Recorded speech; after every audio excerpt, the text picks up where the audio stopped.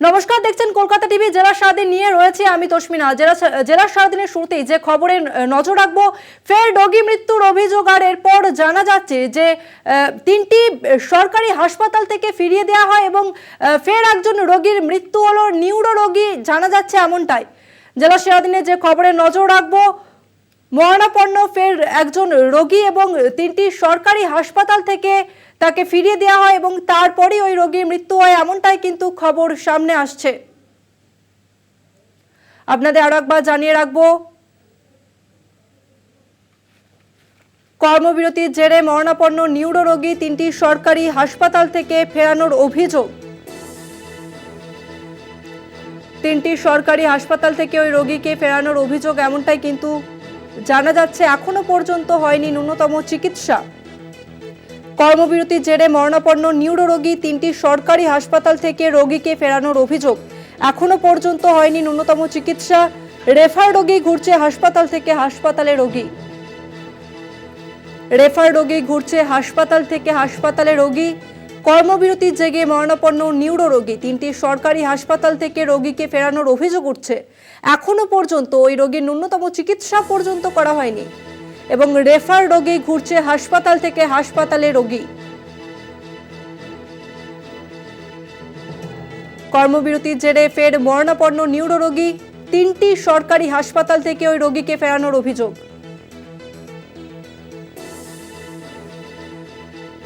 এই মুহূর্তে আমাদের সঙ্গে ফোন লাইনে রয়েছে প্রতিনিধি দুর্গাদাস বন্দ্যোপাধ্যায়। দুর্গাদাস, ঠিক কি অভিযোগ উঠছে? দেখো, অমিত বোস 68 বছর বয়স, তার হঠাৎই একটা নিউরো প্রবলেম শুরু হয় এবং তার ফলে তার মানে শরীরের নিম্নের অংশ পুরোপুরি ভাবে প্যারালাইজ হয়ে গেছে এবং তাকে ইমিডিয়েটলি যদি তার না করা যায় তাহলে পেশেন্ট মারা যাবার সম্ভাবনা রয়েছে বলে বাড়ির লোকেরা জানিয়েছে এবং তারা চিকিৎসার জন্য শহর কলকাতাতে সকাল থেকে ঘুরে যাচ্ছে, একের পর এক সরকারি হাসপাতালে তারা নিয়ে যাচ্ছে তাদের পেশেন্টকে। এখনো পর্যন্ত ঠিক এই মুহূর্তে যে সময় আমি ফোন দিচ্ছি ঠিক সেই সময়তেও তারা দাঁড়িয়ে রয়েছে এই বাচ্চার কাছে একটি জায়গায় এবং সেখানে এখনো পর্যন্ত তার ভর্তি হওয়ার কোনো ন্যূনতম সম্ভাবনা দেখতে পাচ্ছেন না। বাড়ির লোকেরা উদ্ভ্রান্তের মতো তারা দাঁড়িয়ে রয়েছেন এবং বিনা চিকিৎসায় তিনি যে সারা দিন ধরে ঘুরে যাচ্ছেন এবং সে তাদের যে পেশেন্ট পার্টির কাছে যে সমস্ত কাগজপত্র যারা আমাদের পাঠিয়েছেন তাদেরকে সেখানে লেখা রয়েছে যে যেখানেই যাচ্ছেন সেখান থেকে রেফার করে কোনো না কোনো এই সরকারি হাসপাতালে রেফার করে দেওয়া হচ্ছে। যেহেতু এই পরিবারটি নিম্ন মধ্যবিত্ত বা দরিদ্র পরিবার, তাদের ক্ষমতা নেই কোনো সরকারি বাদ দিয়ে কোনো বেসরকারি নার্সিং হোমে, নামি দামি নার্সিং হোমে এই নিয়ে গিয়ে তাদের চিকিৎসা করাবে, সেই জন্যে তারা সরকারি হাসপাতালেই চিকিৎসা করাবার জন্য ঘোরাঘুরি করছে। কিন্তু এখন যা অবস্থা, একদিকে যখন আমরা দেখতে পাচ্ছি যে দুনিয়ার ডাক্তাররা তারা নিজেদের বিভিন্ন দাবি দাওয়া নিয়ে এবং আর্থিকর কাণ্ডের জেরে তারা যখন কর্মবিরতি পালন করছেন, যে সাধারণ মানুষ এতদিন ধরে তাদেরকে সমর্থন করে রাস্তায় রয়েছে, সেই সাধারণ মানুষ, নিম্ন মধ্যবিত্ত দরিদ্র মানুষ যদি এইভাবে বিনা চিকিৎসায় মারা যায় তার দায় কে নেবে?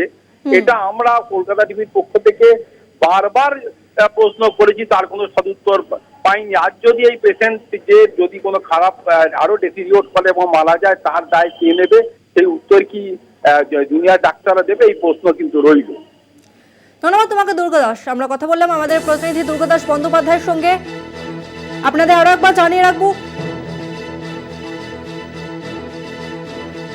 এই মুহূর্তে আমাদের সঙ্গে রোগীর আত্মীয় ফোন লাইনে রয়েছেন, আমরা কথা বলবো। নমস্কার, আপনাকে কলকাতা টিভি থেকে বলছি।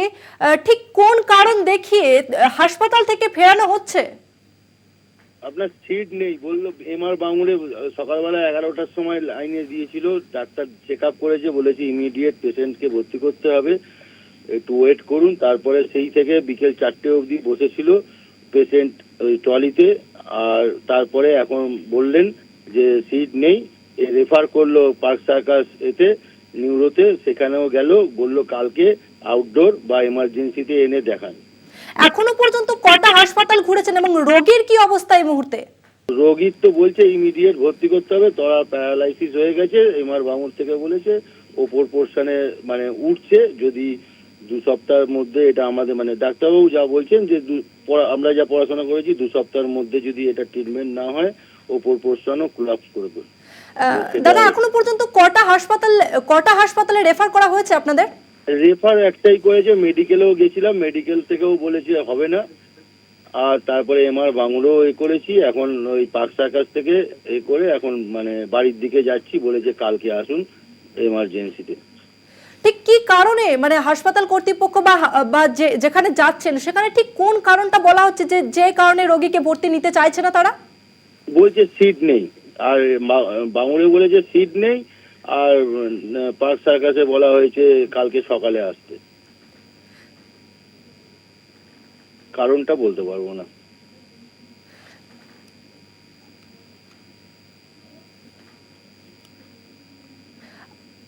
হাসপাতালের এই মুহূর্তে কি পরিস্থিতি, মানে কোন রকম কি ন্যূনতম চিকিৎসাও কি পেয়েছে ওই রোগী?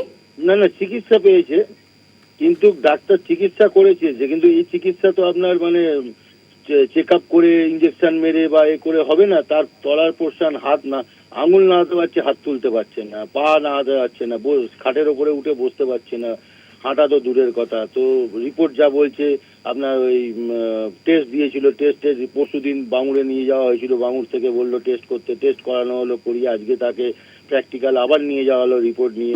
এবার ডাক্তার দেখে বললো, রিপোর্ট দেখে বললো ইমিডিয়েট ভর্তি করাতে হবে, কিন্তু সিট নেই। তার মানে এ তো মানে চেক ডাক্তারের তো ট্রিটমেন্ট দিয়েছে কিন্তু সিট নেই বললো।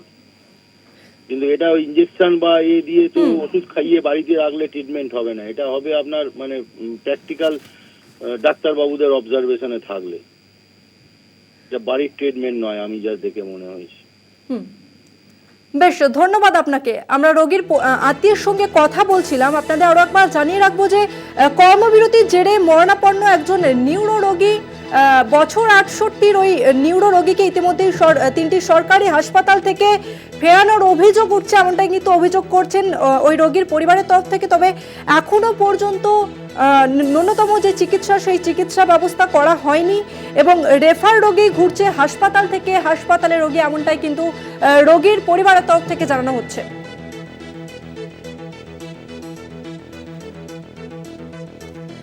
এবং একই সঙ্গে রোগীর পরিবারের যে অভিযোগ যে হাসপাতাল থেকে ফেরানো হচ্ছে সেখানে কিন্তু কারণ হিসাবে দেখানো হচ্ছে যে সিট ফাঁকা নেই, অর্থাৎ বেড খালি নেই, তার জন্যই কিন্তু হাসপাতালে রেফার করে দেওয়া হচ্ছে। আপনাদের আরো একবার জানিয়ে রাখবো, কর্মবিরতির জেরেই মরণাপন্ন নিউরো রোগী 3টি সরকারি হাসপাতাল থেকে রোগীকে ফেরানোর অভিযোগ উঠছে ইতিমধ্যে এবং এখনো পর্যন্ত ন্যূনতম চিকিৎসা হয়নি এবং রেফার রোগী ঘুরছে হাসপাতাল থেকে হাসপাতালে রোগী।